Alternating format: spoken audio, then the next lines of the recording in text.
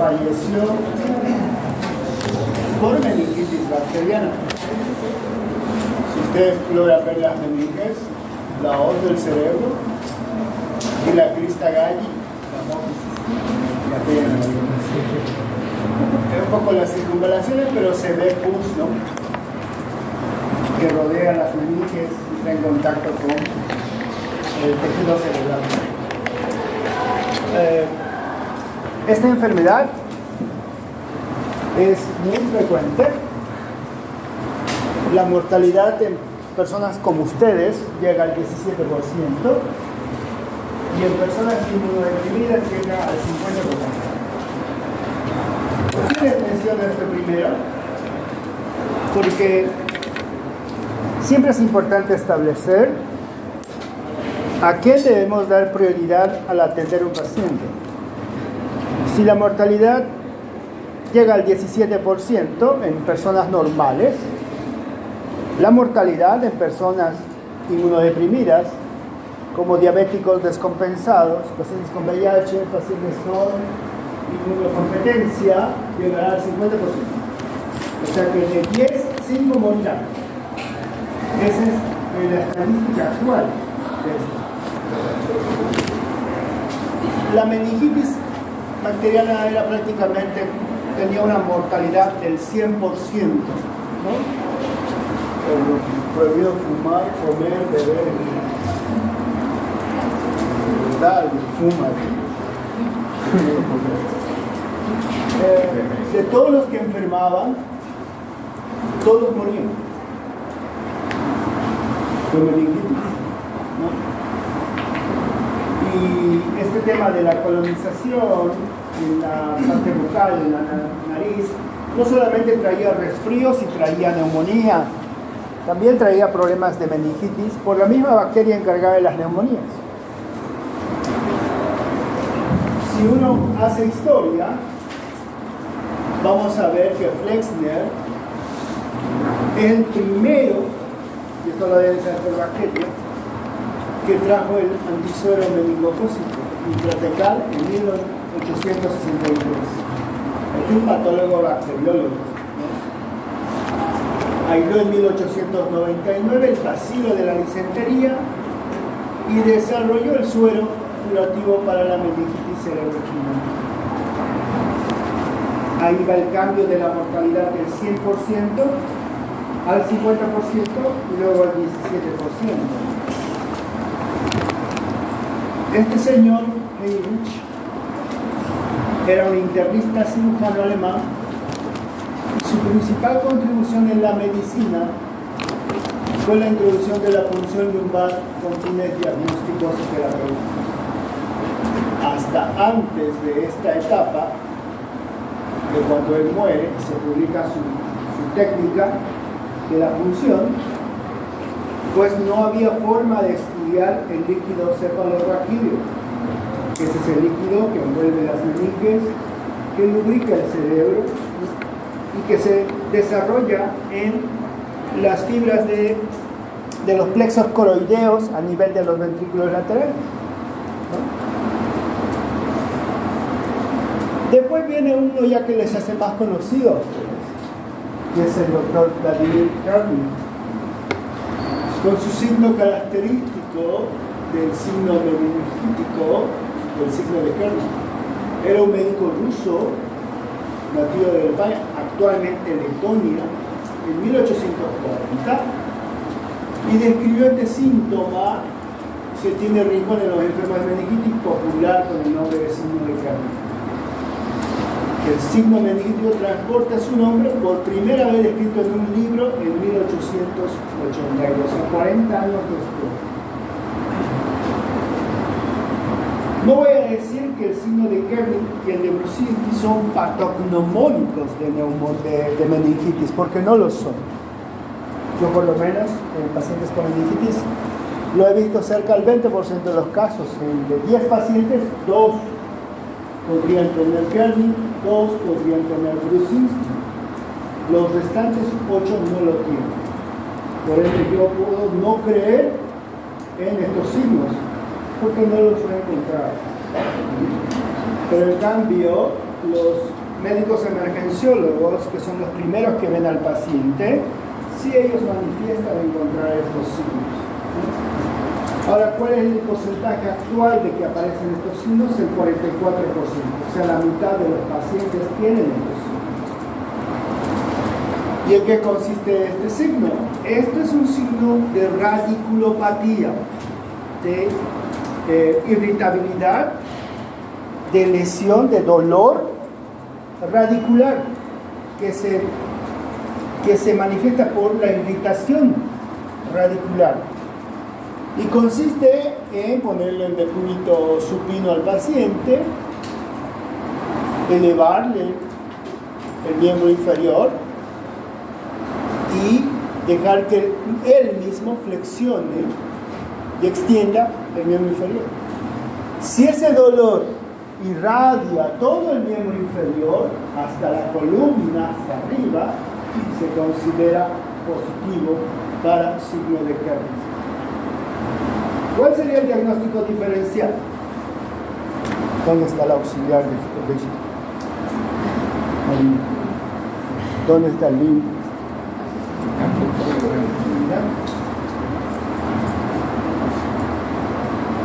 ¿Cuál sería el diagnóstico diferencial?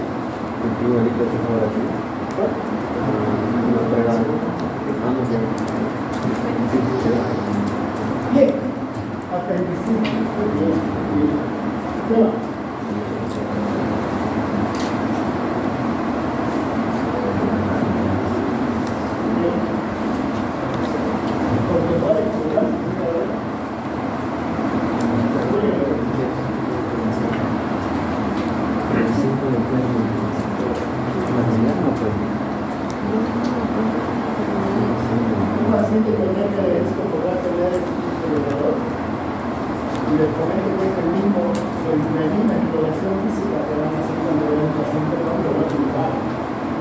El dolor lumbar de una hernia de disco es irradiado de la misma forma.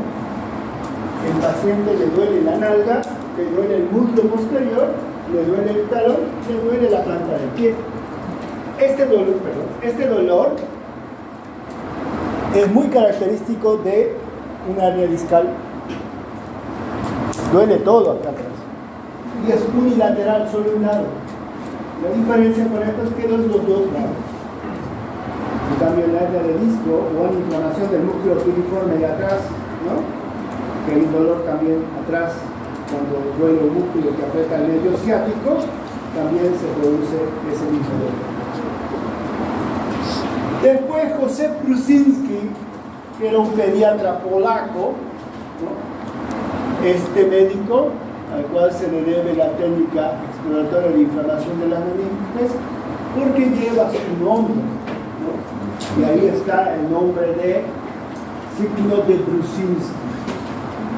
¿En qué consiste esta técnica? Es que ustedes se van a poner al lado del paciente y con su mano izquierda van a tocar la nuca del paciente y con su mano derecha van a tocar la región del tórax anterior.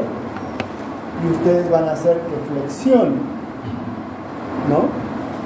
Si al flexionar ustedes logran y ven que el paciente, junto con la flexión, hacen flexión en sus miembros inferiores, se considera positivo el signo de Prusinski. 44% de posibilidad que aparezca en tu paciente. Y por eso yo quiero establecer, porque muchas veces en el examen de residencia he visto las preguntas del signo de Prusinski que quedan igual, pero no preguntan lo más importante. Y ahorita vamos a ver qué es lo más importante en meningitis. No es el signo de Prusinski, no es el signo de Krebs, que sí tienen que saberlo, sí, pero tienen que buscar otras cosas. En una tomografía en corte axial, este es un corte axial de tomografía sin contraste, normalmente no vamos a ver nada en su primera etapa. No vamos a ver nada de nada. Si uno quiere ver qué es, ventrículos laterales, está apareciendo la diferenciación entre sustancia gris con sustancia blanca, Por si acaso esto de sustancia gris y sustancia blanca solo dice Rubier y Lacazette y Destil. No es verdad. La sustancia gris es blanca y la sustancia blanca es gris. Sí, ¿Ya? Por si acaso, ¿no?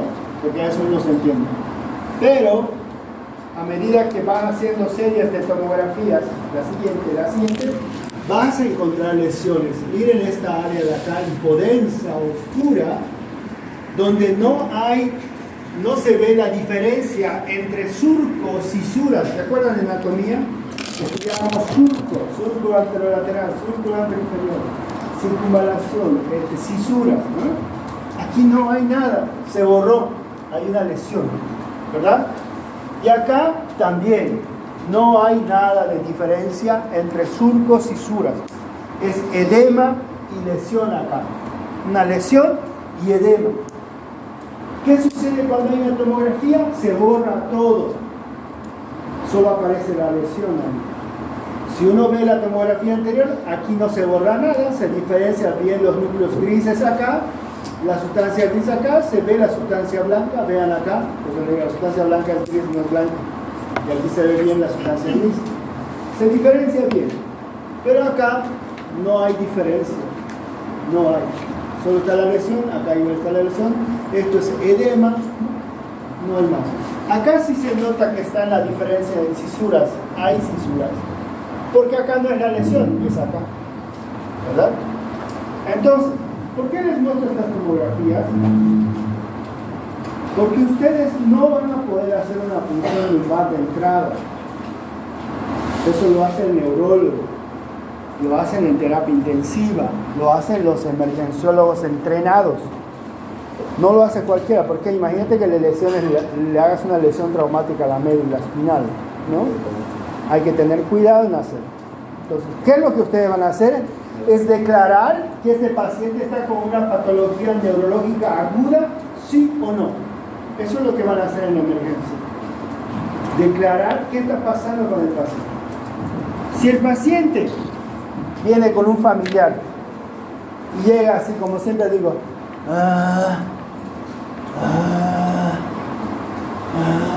y se ríen, pero se van a acordar de mí, que así llegan los pacientes. Señor, ¿qué le pasó? Señor, ¿qué le pasó? Agüita. Eso que dicen los pacientes. Señor, nada. Estimulan y nada. Ya. Y ese rato la pregunta tiene que ser, ¿cómo es en casa él? Él es normal. Así se puso a las 4 de la tarde. Y ayer estaba con fiebre. Y hoy ya no responde. Ya. Patología aguda. Patología aguda. Porque si el familiar le dice, no, él estuvo enfermo hace 2 años, tuvo convulsiones y se enfermó y de ahí ya quedó así, ya, calma los ojos, él es así nomás. Vamos con calma. Puede ser que tenga fiebre, sí, pero puede ser de otra causa, ¿no? Pero si él es normal y tuvo un deterioro neurológico, tuvo fiebre y aparte convulsionó, prende los ojos. No vas a tener un neurólogo a mano, no vas a tener un neurocirujano a mano, vas a estar tú solo con el paciente. Entonces lo que tienes que hacer en este momento es esto. Y ahora no le vas a llamar al doctor Zucca para que te lleve a tomo, ¿no? Porque a las 4 de la mañana a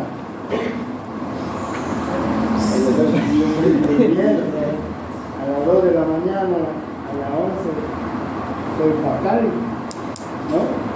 Entonces hay que saber reconocer que hay una tomografía, algo anda mal y necesita una valoración urgente por un neurocirujano.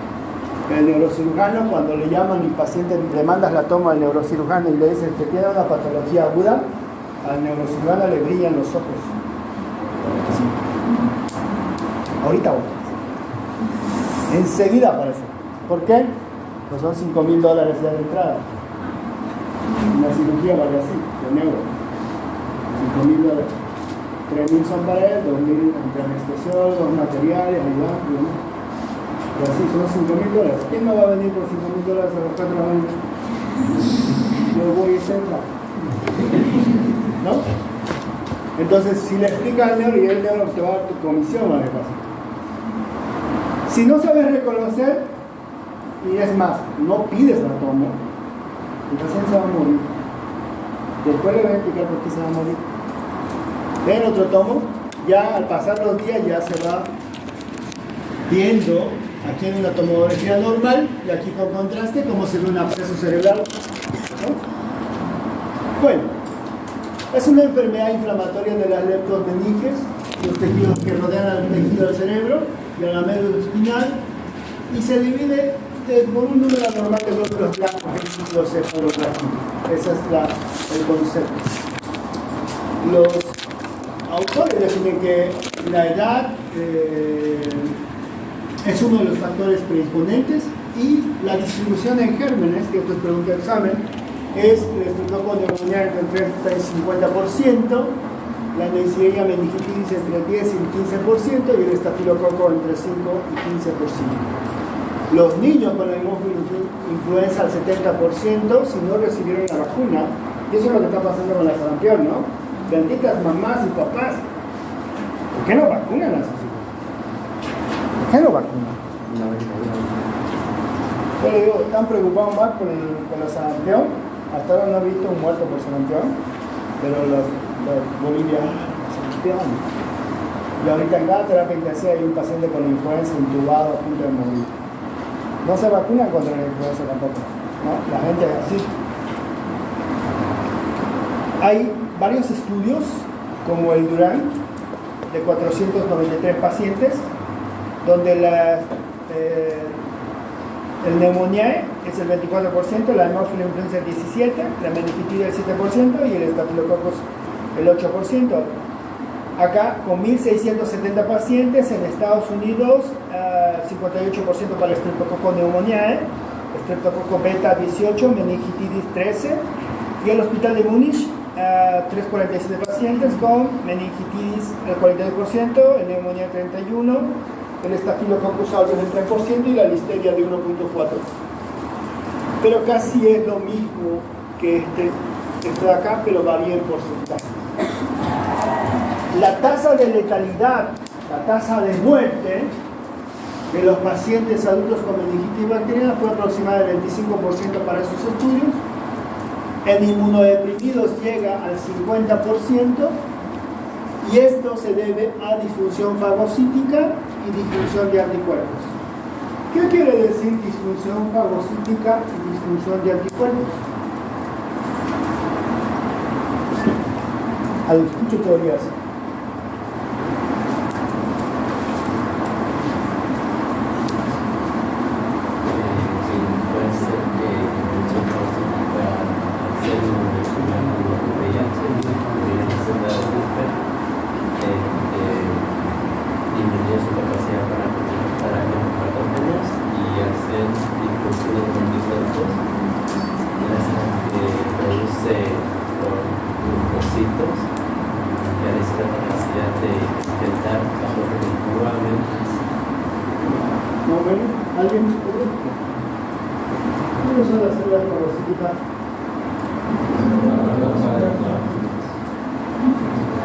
Muchos decían, porque su nombre parece de zombie, decían de los macrófagos. Cuando yo era estudiante de esto, decían que los macrófagos eran el nombre de zombie, hablan de esa cosa, es macrófago, como si fuera insulto, ¿no?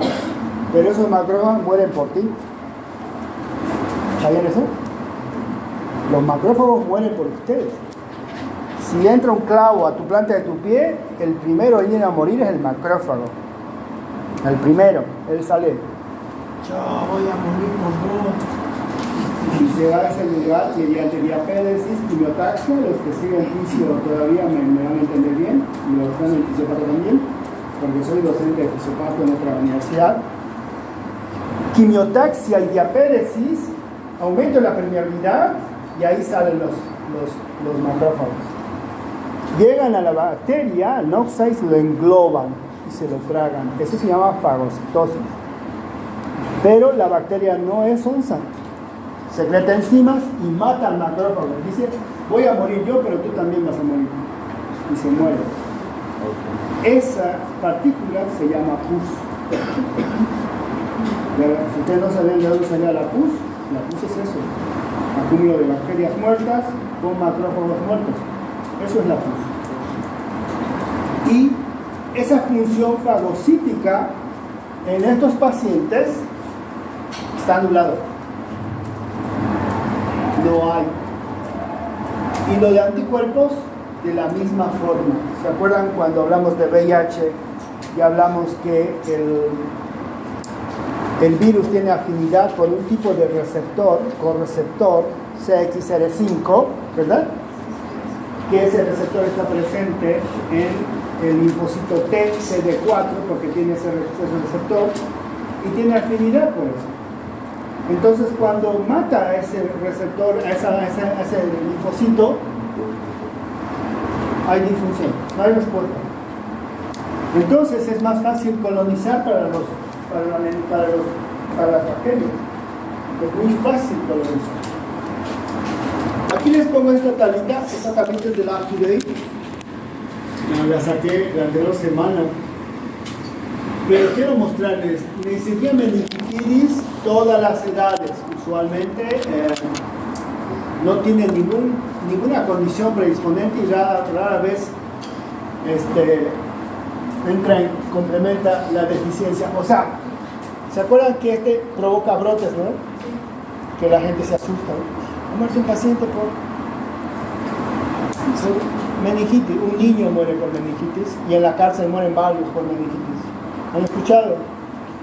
No tiene predilección, puede contagiar a cualquiera, ¿no? La diferencia está en la muerte. La diferencia está entre si tú respondes a esto, a la Neisseria meningitis, de forma positiva, o sea, logras eliminar a la bacteria de forma natural y no progresa la enfermedad, ¿entiendes? Ya si progresa tienes que hacer el tratamiento sí o sí. Ahora, en el Streptococcus pneumoniae, el sitio de entrada a la nasofaringe, a través de las fracturas de cráneo, focos contiguos distantes, e igual en todas las edades, puede ser por bacteremia, por un trauma de cráneo por fractura, por otorrea, por la misma lesión de base del cráneo que provoca otorrea o otorragia, llamamos nosotros. Y también esto es la misma situación para el Staphylococcus aureus. El Staphylococcus aureus necesita bacteremia para producir en el cerebro un problema. Y hace unas clases hablamos de una enfermedad que puede provocar esto. ¿Cuál es?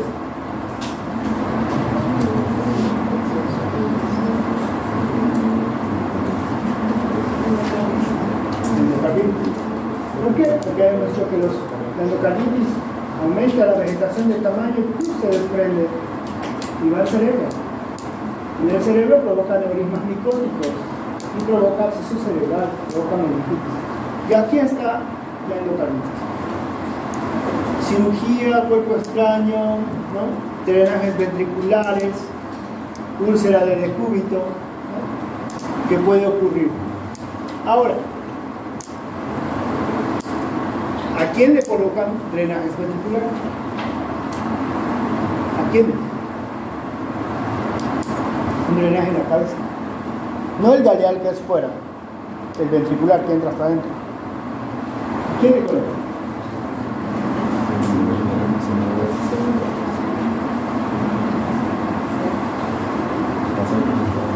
¿Alguna idea?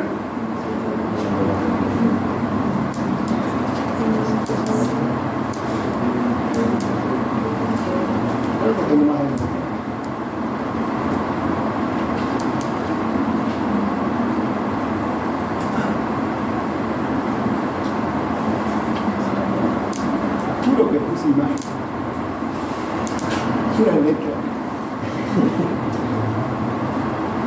Ya. Aquí. Estos son los ventrículos laterales. Esto se llama hidrocefalia. Está grande los ventrículos laterales. Esto nosotros lo podemos medir en tomografía de aquí a aquí, de aquí a aquí, de aquí a aquí, de aquí a aquí, de aquí. Vamos a ver si el asta anterior, medio o posterior están dilatados. Ahí se llena de sangre. En cualquier patología neurológica cerebral se llena de sangre o se llena de pus. Y es necesario colocar un drenaje ventricular. El drenaje ventricular viene desde acá, llega hasta esa parte, normalmente lo colocan acá, llega hasta acá y sacan toda esa sangre de ahí para evitar que el cerebro se siga fregando, por decir, se llama hipertensión endocraniana. Entonces, en pacientes que tienen drenajes ventriculares, ya es un foco de entrada de bacterias. Y ese foco de entrada de bacterias está dada por este microorganismo que se llama Staphylococcus aureus. ¿Ya? Entonces, mucho ojo con la Neisseria, mucho ojo con el Streptococcus pneumoniae, mucho ojo con el Staphylococcus aureus. Y estas bacterias gram negativas igual tienen que ver con enfermedad ya neurológica prolongada, larga, que están en hospitales internados mucho tiempo. ¿Cómo sucede esto? Empecemos con la colonización nasofaríngea. El estreptococo llega a la nasofaringe, invade el torrente sanguíneo. Obviamente, al invadir hay una respuesta inflamatoria severa. Esta respuesta inflamatoria desencadena citocinas como el factor de necrosis tumoral, las interleucinas, y la interleucina 6, que es la que provoca fiebre, va a provocar estas citocinas, obviamente invaden al sistema cardiovascular, esto provoca hipotensión y esa hipotensión puede provocar isquemia cerebral. Luego ocurre la invasión meningia y lisis bacteriana. Llega la inflamación al espacio subaracnoideo y pueden ocurrir dos cosas. Uno, puede ocurrir convulsiones. Dos, puede ocurrir vasculitis. Esta vasculitis puede llevar a coagulación intravascular diseminada, puede llevar a trombosis, y esta coagulación intravascular puede llevar a hemorragia intracerebral. ¿Saben qué me pasó una vez? Lo voy a contar para que sepan. Tuve una paciente que ingresó por infección urinaria, así decía en su hoja de emergencia, infección urinaria, y decía que tenía hidronefrosis grado 2 moderado, con cálculo renal, y estaba con indicación de colocación de catéter doble J. Para los que no saben, el catéter doble J se coloca vía urinaria hasta el lugar de la hidronefrosis para que los cálculos puedan salir libremente por ahí. Bueno, la paciente hipotente, y en el antecedente decía que tenía hipertensión arterial y tomaba losartán. Entonces, ¿qué dije yo? La señora está en shock, me la voy a llevar a la terapia. Y agarré y me la llevé pensando que todo iba a ser bien. Llega a la terapia y hace mayor hipotensión. Necesito iniciar vasopresor. Inicio vasopresor, noradrenalina a dosis bajita, y me sigue bajando la presión. Sigo subiendo la presión, sigo subiendo la droga, hasta que ya estaba un momento en que ya no daba. Y me dice la hija de la señora, me dice: mi mamá solo vino por una infección urinaria y le tienen que colocar su catéter por los catéteres. Y eso era un miércoles. Era como esta fecha: jueves feriado, viernes se tomaron medio feriado no, sábado feriado, y domingo no hay nada, y lunes recién le iban a colocar el catéter doble J. Yo me quería morir, no tengo motivo. Le dije: señora, y le voy a ser sincero, no le van a colocar el catéter doble J porque no hay urologo de emergencia para esto. Vamos a ponerle antibiótico, vamos a darle soporte vasopresor y vamos a esperar que le coloquen. Pero la paciente seguía hipotensando más, y le dije que estaba en shock con una infección bárbara en los riñones, y tanto así que llegó a tal dosis de vasoactivos y empezó a negrearse su dedo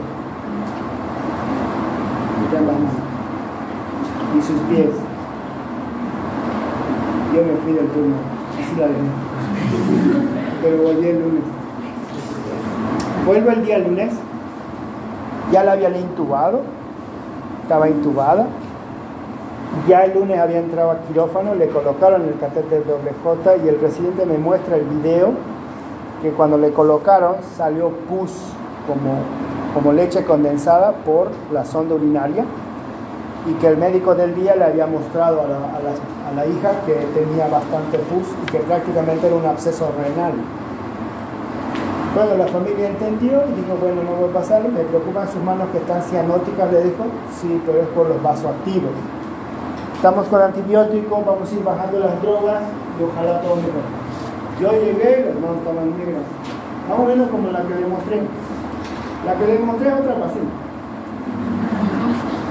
A esta señora le dimos antibiótico, mejoró, pero hizo esto. Coagulación intravascular diseminada. Las plaquetas bajaron a 20.000. Cuando yo la vi en la entrada estaba con 100.000, pero el lunes ya estaba con 10.000 plaquetas, con 20.000 plaquetas. Y cuando el residente me dice, doctor, ¿qué tal si la despertamos para ver cómo está el estado neurológico? ¿No le han visto las pupilas? Le digo.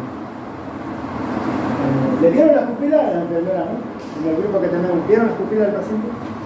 Porque todo paciente sedado tiene que verse el estado neurológico, puede se morir, por ahí le pasa un evento cerebral y no se dan cuenta. Hay que verle las pupilas. Y efectivamente agarro y yo le miro las pupilas. Uno chico, pero no, ¿qué pasó aquí? Y nada, tomografía de emergencia. El residente voló con esto, porque fue una falla no ver las pupilas del paciente. Y cuando vimos la tomo, vimos el sangrado que estaba en todo el lado derecho. Tenía sangre en la tomografía de un lado. Avisé a la familia y le dije que lo va a ver neuro, pero no creo que opere. ¿Por qué no operarían?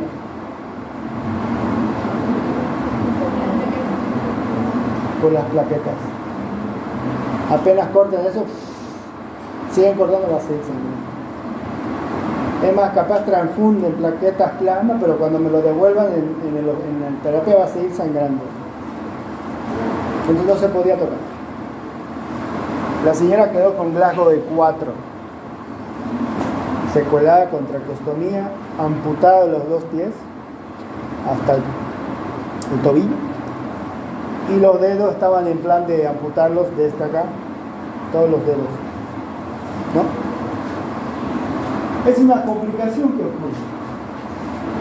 ocurre, está escrito en los libros, no es que yo me esté inventando. Por eso hay que diagnosticar, ¿no? Bueno, hacen hemorragia intracerebral, lo mismo que en pacientes sépticos, y después que está en el espacio subaracnoideo puede hacer obstrucción del líquido cefalorraquídeo provocando hidrocefalia en el 5% de los casos. Puede provocar ruptura de la barrera hematoencefálica provocando edema cerebral y provoca alteraciones en el flujo sanguíneo cerebral provocando edema cerebral. Esto lleva a coma y con aumento de la presión intracraneal por la hemorragia también provoca hernia cerebral. ¿Qué significa hernia cerebral? Que si este lado está con sangre, aumenta de tamaño, pero esto no se expande para afuera. Esta acumulación de sangre, de presión, va a pasar al otro lado sí o sí.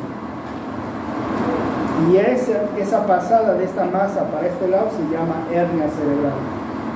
¿Qué pasa con el paciente? Sucede esto.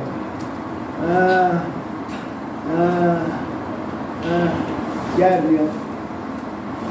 Por eso deben ver las pupilas. ¿De quiénes deben ver las pupilas? No solo de los pacientes con trauma. Deben ver las pupilas de los pacientes que están con patología como él. Fiebre, convulsiones, deterioro del estado neurológico agudo. De ellos deben ver las pupilas. Sí o sí. Y hacer una tomografía. ¿Por qué? Porque tal vez no van a poder hacer una punción lumbar en ese momento, ¿no? Que sería lo ideal. Pero igual que algo. Entonces, inicio brusco de los síntomas, 24 horas. La tríada clásica: fiebre, cefalea, rigidez de nuca, solo en el 44%. Pero yo puedo decir que esto es más confiable que todo. Primero, que sea el isogrupo en 24 horas. Dos, 95% tiene menos de 2 de los siguientes síntomas: fiebre, cefalea, rigidez de nuca y alteración del estado mental. Si esto encaja en su paciente, háganle una toma. Inicien el antibiótico lo más pronto posible y denle un desinflamante. ¿Qué desinflamante le darían? Le voy a decir que es el más poderoso de todos los desinflamantes.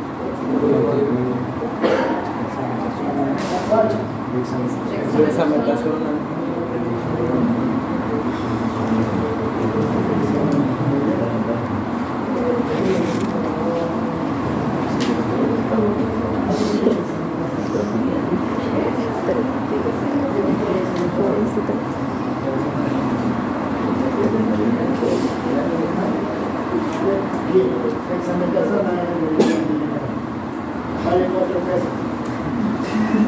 Cada 6 horas, 4 miligramos, otros 48 miligramos cada 8 horas, para determinar el tipo de experimentación. Evita que los pacientes compliquen la dexametasona. Si un paciente va a quedar ciego, le dan dexametasona, no va a quedar ciego. Si un paciente va a quedar sin oído, ese paciente no va a quedar sordo si le dan dexametasona. Estoy hablando de las secuelas de los pacientes que tienen meningitis. A veces quedan sordos, a veces quedan ciegos, a veces quedan con pérdida de equilibrio. Entonces, si ustedes dan corticoide, ese paciente no va a tener esa secuela. Pero debe entrar en el momento que ustedes declaren que el paciente tiene signos meningios. Y ahí tienen que iniciar. Bueno, los estudios. De 696 pacientes, el 44% tuvo la tríada clásica: rigidez de cuello, estado mental y fiebre. La tríada clásica era mucho más probable que ocurriera en pacientes con neumococo en comparación con meningitis meningocócica. Y en 1.412 pacientes de Países Bajos, el dolor de cabeza estaba en el 83%, la rigidez de cuello en el 74%, la fiebre en el 74%, el estado mental alterado en el 71% y náuseas en el 62% de los casos. O sea que es muy sensible, ¿no? Todos arriba de 70. O sea, es muy sensible estos signos. Fotofobia, convulsiones, déficit focal, artritis, lesiones cutáneas. Entonces cuando me mandan y dicen, esto parece en meningitis aparecen lesiones térmicas, yo no lo creo. Después ataxia, bueno, rara vez. Aquí están los signos meningios de Exgami, Brusinski. Puede haber una sacudida, dice. Yo nunca he visto esto, la verdad, ¿no? Nunca lo he visto, pero sí ocurre. Entonces, ante la sospecha de meningitis bacteriana se deben tomar hemocultivos y realizar punción lumbar. Algunos pacientes se puede realizar un ATAC para descargar efecto de masa u otra causa, aumento de la presión intracraneal. Entonces, ¿qué te hace decir que tienes que hacer un ATAC? Deterioro neurológico. Tienes que hacer un ATAC y esperar un poco a la punción lumbar. Haces un ATAC, solicitas un ATAC. Solicito tomografía computarizada de encéfalo sin contraste. Algunos ponen TAC de cráneo sin contraste. En realidad las TAC de cráneo solo van a ser el cráneo, ¿no? Pero lo que ustedes quieren ver es el encéfalo, el cerebro, ¿no? Entonces, a todo paciente con sospecha de meningitis en la cual la punción lumbar no esté contraindicada, TAC previo, sí, ¿no? 235 pacientes previo a la punción lumbar, 5 pacientes tenían efecto de masa, los pacientes eran más de 60 años, estaban inmunocomprometidos, convulsiones, incapacidad para obedecer órdenes simples, trastorno del lenguaje, trastorno visual, papiledema. O sea, en estos pacientes Hagan eso una pregunta. Sí o sí hagan eso. Ya, para que puedan salir, para que puedan hacer. Esta es la pregunta de examen clásica de todos los exámenes. Ustedes tienen la muestra de líquido cefalorraquídeo, ¿verdad? El líquido cefalorraquídeo tiene color de cristal de roca, es bien cristalino. En estos pacientes a veces sale turbio y cuando hacen la punción a veces sale con fuerza. Eso se llama presión de apertura, nuestra presión de apertura. Cuando sale con fuerza, pues ahí ya hay una sospecha de que esté pasando algo. Si el color es muy turbio, también hay sospecha. Mandas 3 frascos, uno para citoquímico, otro para cultivo, otro para ADA y tinta china y PCR en tiempo real, para que te hagan un panel de qué posibles bacterias pueden estar presentes en ese líquido cefalorraquídeo. Eso, el citoquímico te entregan en 2 horas. Es rápido. Y ahí te dice si está con leucocitosis, te dice si las proteínas están normales o altas, te dice si la glucosa está baja o alta, y algunos pueden dar informe adicional como algunas pruebas de Ribalta positiva y demás, pero que no tiene valor. ¿Qué es lo que tiene valor para nosotros? Leucocitos, proteínas y glucosa.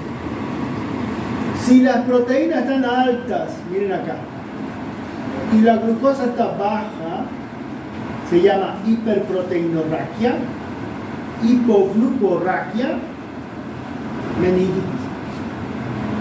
Pero no solamente puede ser meningitis bacteriana, también puede ser tuberculosis, porque tiene casi el mismo.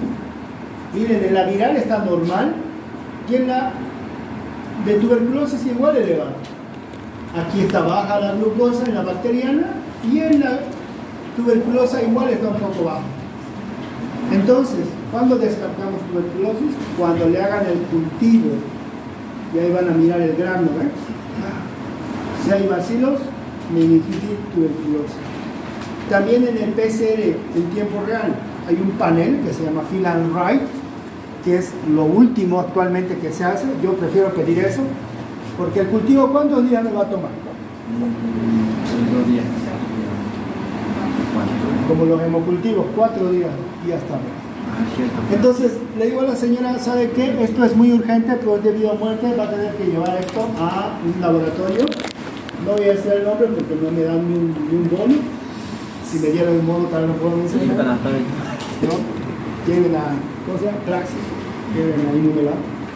Pero no lleven a ninguno porque no me pagan ni un peso. Entonces, mandan a cualquier laboratorio y en ese laboratorio le piden un panel para líquido cefalorraquídeo. Se llama panel de líquido cefalorraquídeo. En Fill and Write u otro aparato que tengan, pero que lo hagan. Eso le entregan en el día en la respuesta. Y ahí sale Haemophilus influenza, Neisseria streptococcus pneumoniae, puede salir tuberculosis, puede salir hongos incluso, ¿no? Y si fuera hongos, sería Cryptococcus, estaríamos hablando de un paciente con VIH. Si fuera virus, estaríamos hablando de citomegalovirus o Epstein-Barr, si estuviéramos hablando de virus. Y si estuviéramos hablando de meningitis bacteriana, estaríamos hablando de Streptococcus, Neisseria meningitidis, ¿no? Listeria monocitógenes, pero es lo último. Yo creo que es una belleza que te hagan un panel y te entreguen el resultado en el mismo día. Ahora, ¿qué condición da para que esto salga así, tengamos resultado? La condición principal es no usar antibióticos a lo loco. Porque imagínense que el señor haya venido con fiebre el día anterior y nadie le dio bola.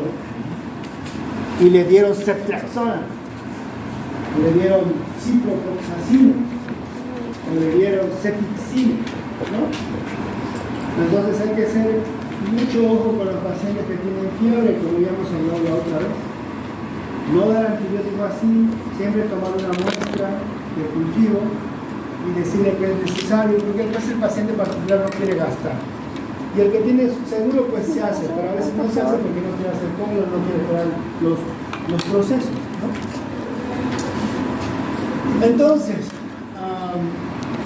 La sensibilidad de PCR para microorganismos líquidos cefalorraquídeos va del 88 al 92 para Haemophilus, del 92 al 100% para Streptococcus, 88 al 94 para Neisseria, menor rendimiento en Listeria monocytosis, pero muy sensible y muy específico para las bacterias que necesitamos. ¿Qué debemos pedir? Como las preguntas del examen. ¿Qué pedir en un paciente? Normalmente acepto que me digan 4 o 5 de estos. Hemocultivos, citoquímico, citológico, GRAN y cultivo corriente de líquido cefalorraquídeo, cultivo acelerado para micobacterias, ADA, BK, látex para criptococo, tinta china, ¿no? Para criptococo, ¿no? PCR látex, y ahí están todos los virus que pueden salir en el PCR, y serología para micoplasma, treponema, rickettsia, ¿no? Frotis de gota gruesa para malaria. ¿Podemos pedir todo esto? Que me digan 5, estoy contento. Sí, lo digo completo, no. Y si lo dicen completo, han copiado. ¿Ok? Copien eso que es importante.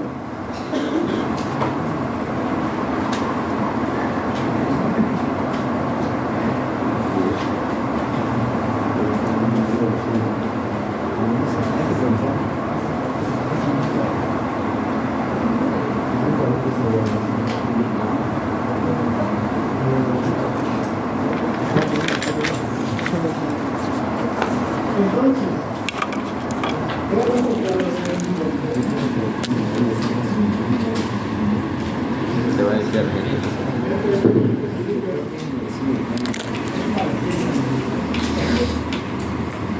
Recomendaciones para realizar el test de cráneo en pacientes adultos con sospecha de meningitis. Este es el libro de Lovesio, es un libro argentino, es muy buen libro. O sea, ¿a quiénes les voy a hacer la tomografía? Edad, mayor de 60 años. Estado inmunodeprimido, VIH-Sida, terapia inmunosupresora, trasplante. Terapia inmunosupresora, ¿quiénes?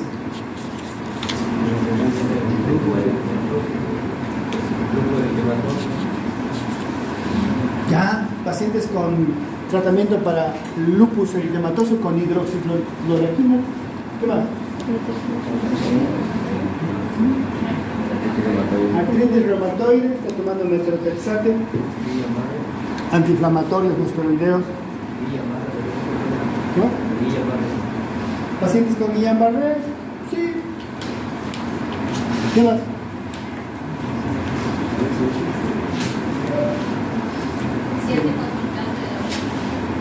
Los que han recibido trasplante, los renales, ¿no?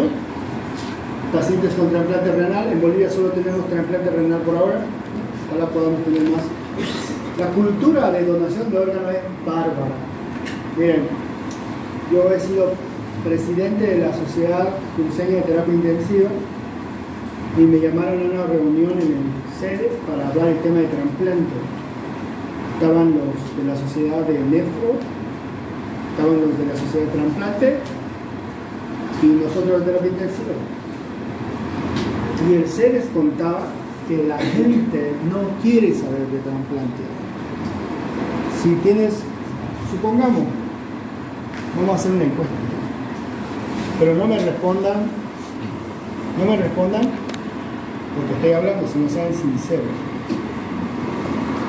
Si vos tenés tu hermano que tiene 18 años, 19, no tiene nada, ni una patología, nunca fue al médico, tiene un accidente y lamentablemente tiene catástrofe cerebral, cerebro está mal, y está conectado a una máquina y no tiene nada, el riñoncito está nuevito. ¿Estarías de acuerdo que le saquen el riñón?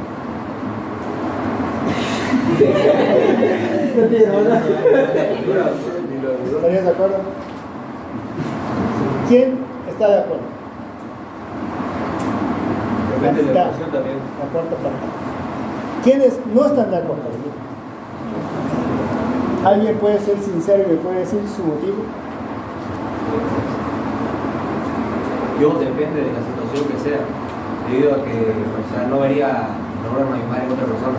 Pero eso ya depende de la educación que te inculca desde el chico, ¿no? Entonces, por ese motivo, yo no... Pero es una cuestión cultural. Claro, una cuestión cultural. No quieres que lo toque en el cuerpo tuyo. Claro, pero así sea de mi hermano y aprendió como más de la altura. Una cuestión cultural. Claro, Ya. ese es un punto de vista, como siempre. Es algo que he hablado con mi mamá, mi papá, mi abuelo, y yo les he preguntado, si pasara eso, ¿qué ustedes quisieran? Algunas familias me han dicho, sí, que quedó en mi órgano o quedó en mi cuerpo así, esto, en cambio otros me han dicho, no, quiero que no pase. Dependiendo de eso, por eso digo que yo lo haría, porque todos me han dicho que no tenía ningún problema y mi familia en general, yo igual no tenía ningún problema con que esté en mi órgano o esté en mi órgano. Igual me parece que es algo de Cultural. Dale.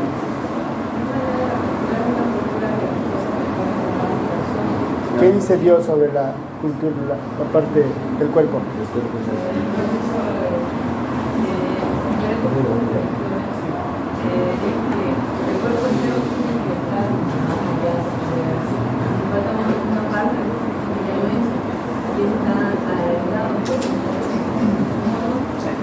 Ya, el templo de Dios no se toca.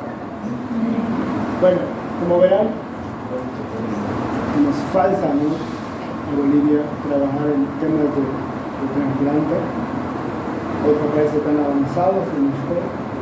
Yo tengo hartos chicos que llegan con la cabeza hecha bolsa porque manejan moto y función renal normal, pulmones normales, corazón normal, todo normal, solo la cabeza muerta. Algunos ojos. Ese dato yo ahí llamo al CEF, hablen con la familia, hablen. La única forma de hacer que esto funcione es hablando. Pero la familia no, que los riñones se tienen que morir con el mar, y al cementerio tiene que ir el riñón, mar, todo. No se realiza el trasplante. ¿Cuántos pacientes renales están esperando trasplante? Los renales cruzan con dos problemas. Uno, no hay hemodiálisis, mueren. Dos, el trasplante que el gobierno dijo que iba a ser gratuito, no.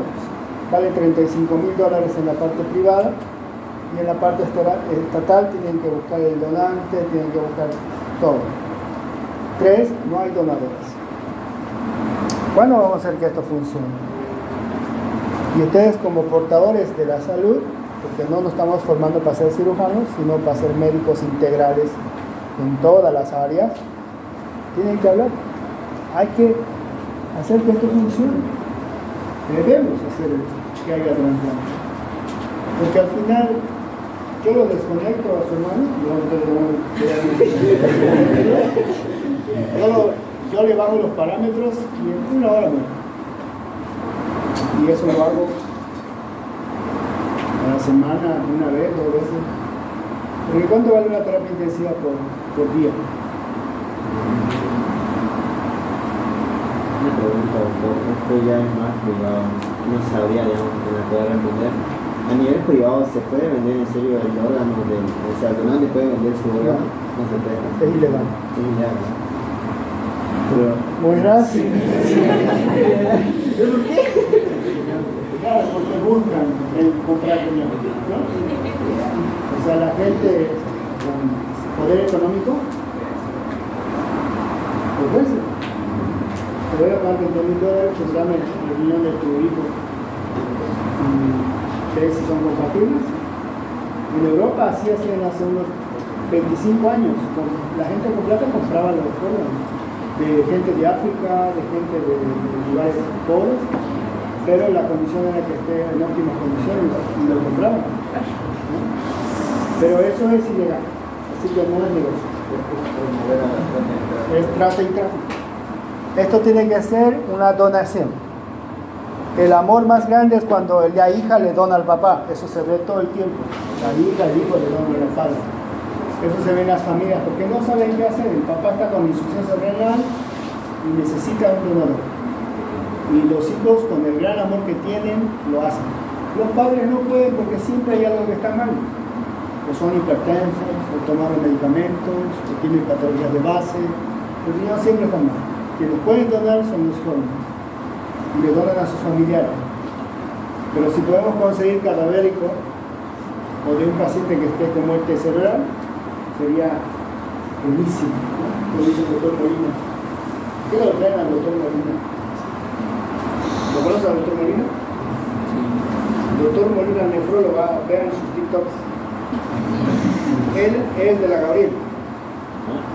En esa época yo estaba en segundo año y él estaba en quinto, era auxiliario. Yo veía que era un capo. Y yo siempre quise ser capo igual, ¿no? Que lo admiraba. Y él en quinto año decide irse a hacer de nuevo quinto año a la UNIS de Cochabamba.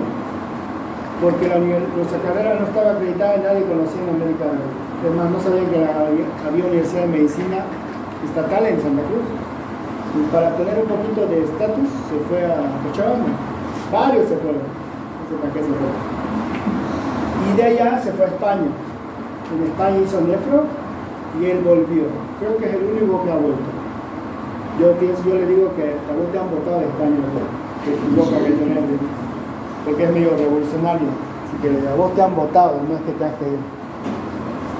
Yo pienso que si uno se va a Europa, pues ya no vuelve. Tiene una calidad de vida alta, los médicos lo tratan como reyes, son un estatus social más alto. Entonces, no volvería, pero él volvió. Ahora es jefe de trasplante en la clínica Inco. O sea, está encargado de trasplante en la clínica Inco. Y hace TikToks. Pronto yo voy a hacer también. Estoy viendo cómo articular la voz. Pero tengo harta información y él tiene harta información, así que lo van a hacer. Ya es famoso de todo. Tiene 100 suscriptores en España. Su video solamente les pido que no. Bueno, ya nos salimos de esto. Entonces, sospecha de meningitis, vemos si hay inmunosupresión, historia de la enfermedad neurológica, si hay convulsiones, si hay edema de papila, déficit neurológicos, alteración del nivel de conciencia. Definimos ausente, presente. Si está ausente, tomamos cultivo de sangre, hacemos la punción lumbar. Si está presente esto de acá, obtenemos cultivos en sangre, iniciamos tratamiento antibiótico empírico más dexametasona. Realizamos la tomografía. Si no hay lesiones ocupantes de espacio, realizamos la punción lumbar. Si hay lesiones de espacio, evaluar diagnósticos alternativos. Si hay lesiones ocupantes de espacio, pueden ser tumores, hematomas intracerebrales, puede ser vasculitis cerebral, puede ser hemorragia subaracnoidea, puede ser derrame cerebral por una malformación arteriovenosa, puede ser múltiples cosas. Y hacemos tinción GRAM. Si los resultados son positivos, hacemos tratamiento específico. Si los resultados son negativos, hacemos tratamiento empírico. No le va a hacer daño que le des antibiótico y corticoide a tu paciente. Entonces, instaurar tratamiento precoz. El retraso de 4 horas se asocia al deterioro clínico en el 15% de los pacientes. Así que si lo pasas para el turno siguiente, ¿ya fue? secuelas. ¿Se acuerdan del paciente que les mandé el video, la foto? Ah, sí. Se le gana el tumor ahí. Si no toman conducta a tiempo, la paciente no va a poder hacer esto. Va a estar ahí. Y te va a hablar, te va a devolver, ella te va a decir, levanta la mano. ¿No? Pero ya va a ser así. Entonces, quiere decir que los neuros han operado rápido. Es una clínica privada, por si acaso. ¿No? Entonces hay un paciente con un tumor. ¡Ay, voy! De corrida los neuros. No, ahí no esperan. Pero en el estatal, ¿no te lo tenemos? Ah, no puedo, estoy mal.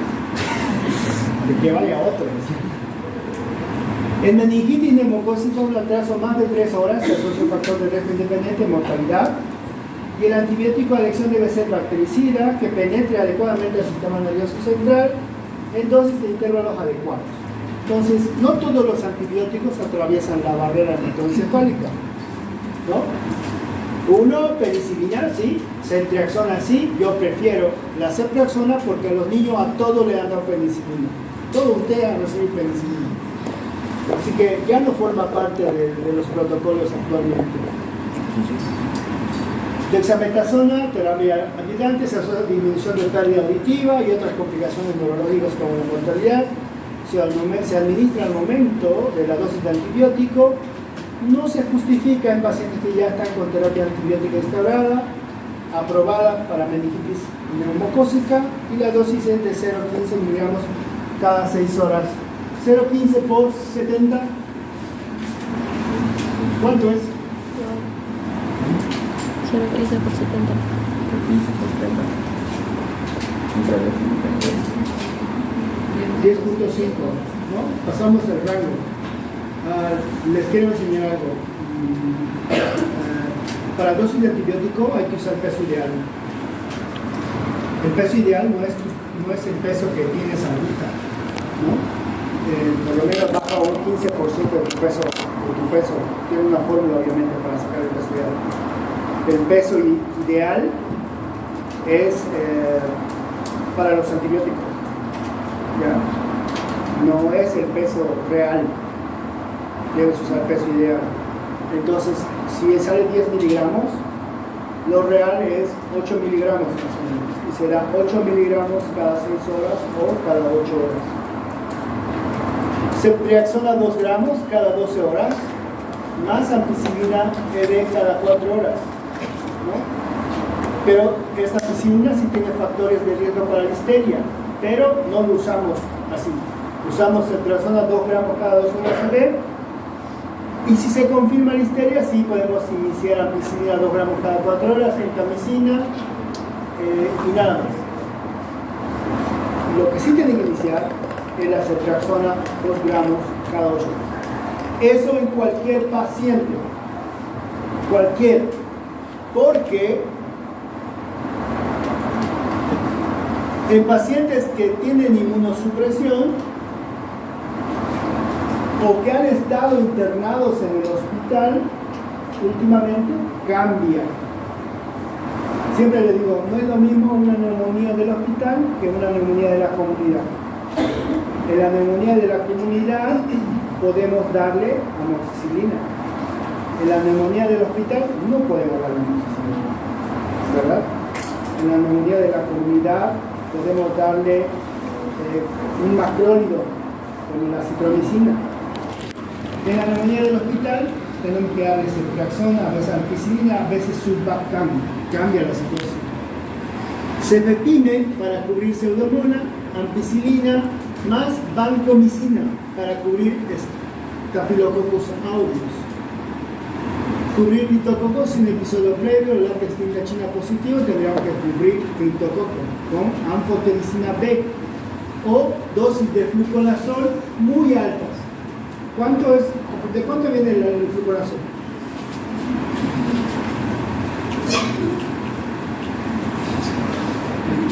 No me digan que no pasaron antibióticos ya en fármaco. Ya, porque primero viene farmacocinesia, farmacognosia, farmaco no sé qué, farmaco no sé cuánto, y después viene antibiótico. No. ¿Siguen en farmacognosia? No, Al revés. No, antibiótico es más importante. Ya, pero bueno. Fluconazol, ya les voy a enseñar para que traten hongos, ¿ya? ¿Cómo se tratan los hongos cutáneos, todos los hongos que aparecen en los pies y demás? Los brazos, todo. Hay que administrar 200 miligramos de fluconazol vía oral. Puedes dar una vez por semana y utilizar cremas dérmicas como igual ketoconazol, como clotrimazol. Yo confío más en el ketoconazol más fluconazol vía oral. Esas dos. El fluconazol viene en 200 miligramos tanto en tableta como viene en frasco. Para se da 400 miligramos día en infecciones por hongos. Se trata de infecciones por hongos en pacientes inmunodeprimidos, diabéticos crónicos descompensados que no tienen tratamiento, y pacientes con VIH o con pacientes que reciben inmunosupresores. Ahí se utiliza fluconazol 400 miligramos día, endovenoso. Pero en pacientes con criptococo Positivo a tinta china. No es que sea de China, ya luego la historia como es. Positivo a tinta china tiene que usar 800 miligramos de fluconazol día. Y luego de 2 semanas pasan a anfotericina B, ¿no? Se da dosis alta para criptófano. Ahora, ¿en qué pacientes hay más hongos? En pacientes con cirugías como las que vemos, ¿no? En la práctica, lo operaron una vez, lo operaron otra vez, lo operaron y no lo operaron. Hay una paciente que ahorita está abierta, no está cerrada, ya lleva 2 semanas abierta, porque no termina de salir la pus, no encuentran el foco de la pus y sigue con pus, con pus. Y ayer en el cultivo aparecieron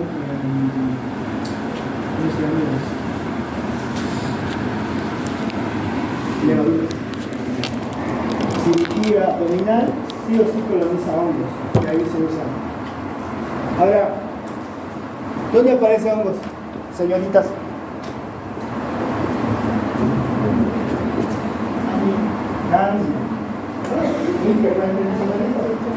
¿Ya? Se trata con hongos, eso es local, ¿verdad? Eso se trata con hongos. Pero cuando el examen de orina sale levadura, trata con hongos.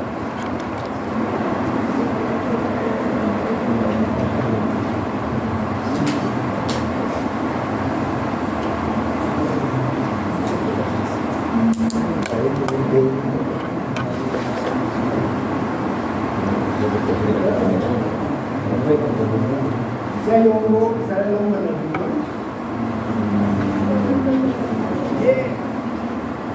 Eso porque estamos para pensar, no estamos en evaluación. Y te puedes equivocar. Cuando yo estaba en clase era bien hablador, al doctor Velasco le hacía enojarlo. Ya cállese ustedes. Porque hablaba mucho y el doctor era de pocas pulgas, era bien bravo. Está fallecido, ¿no? Creo que para mí, pese a que era muy dictador, ¿no?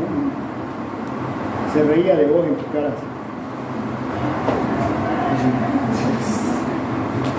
Yo le miraba y como no me quería que me ganen, yo también le decía. Pero lo considero uno de los hombres más inteligentes del mundo. Si no es el más. Un tipo capo para mí. Él nos daba método. Debe tener su victoria por los pacientes.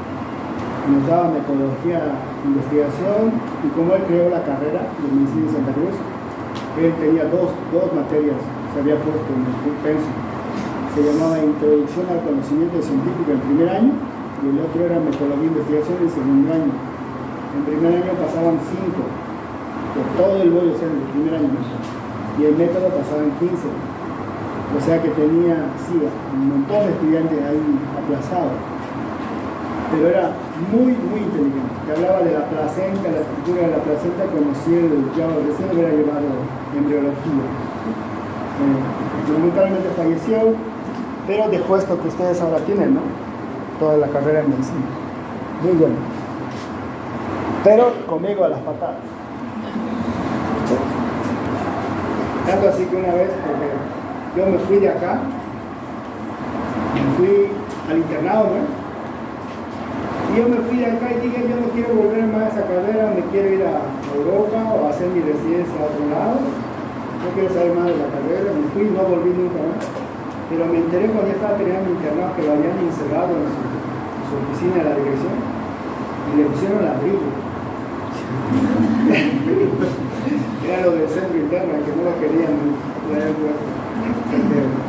Dice, bueno, era bravo, ¿no? Era bravo. Y creo que no sé cómo lo sacaron de ahí. Factores predisponentes. Bueno, esto ya lo van a ver en clase, en su casa, pero hay situaciones muy importantes. La edad y el tipo de germen que tiene según la edad, el tipo de patología como fractura de base cráneo y el tipo de germen que existe en ese tipo. Trauma penetrante, siempre está Staphylococcus aureus presente el trauma penetrante. Post cirugía, los bacilos gram negativos son muy frecuentes, pero también está el Staphylococcus aureus presente, ¿no? El Shunt, cuando hay perforación, igual estafilococcus coagulazo negativo. Y el deterioro del estado de la inmunidad, Listeria monocitógenes, bueno, hay atípicos, ¿no? Derivación ventricular, Acinetobacter, Klebsiella, también estafilococcus, ¿no? Presente. Cada situación de meningitis, sea intrahospitalaria o de la comunidad, tiene su germen.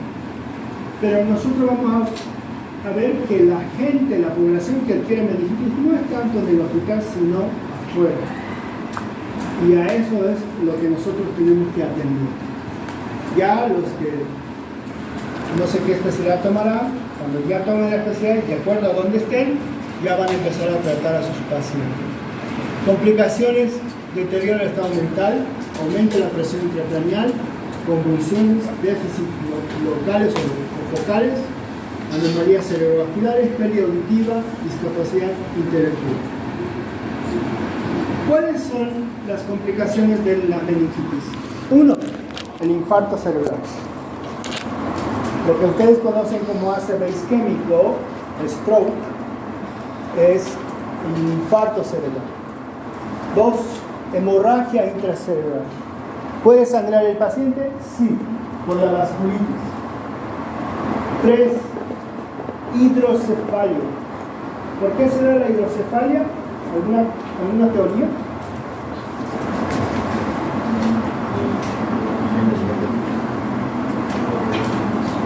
¿Por qué? Bien, por obstrucción del líquido cefalorraquídeo.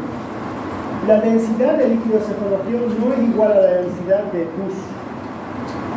La pus es muy densa y provoca pequeños grumos. La sangre tiene una densidad más alta que la densidad del líquido cefalorraquídeo. La sangre provoca coágulos y el líquido purulento provoca también pequeñas partículas que se quedan obstruidas. ¿Dónde?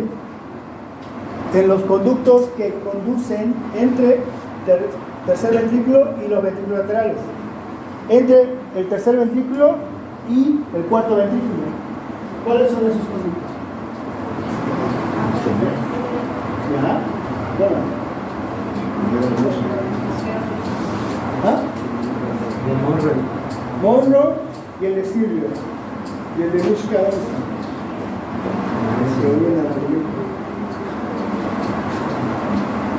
Está bien, bien. Se obstruyen esos conductos y automáticamente aumenta la presión en el ventrículo y empieza a crecer. Y de esto que estamos viendo acá, se convierte en esto de forma rápida, ¿no? ¿Para qué les muestro estas tomografías? Solamente con un objetivo. Que vean que este paciente que llegó deteriorado neurológicamente, no se logra observar la diferencia entre sustancia gris y sustancia blanca. No.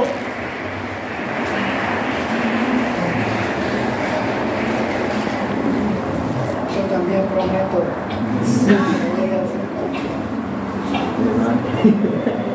El otro día escuché que van a hacer hospital universitario.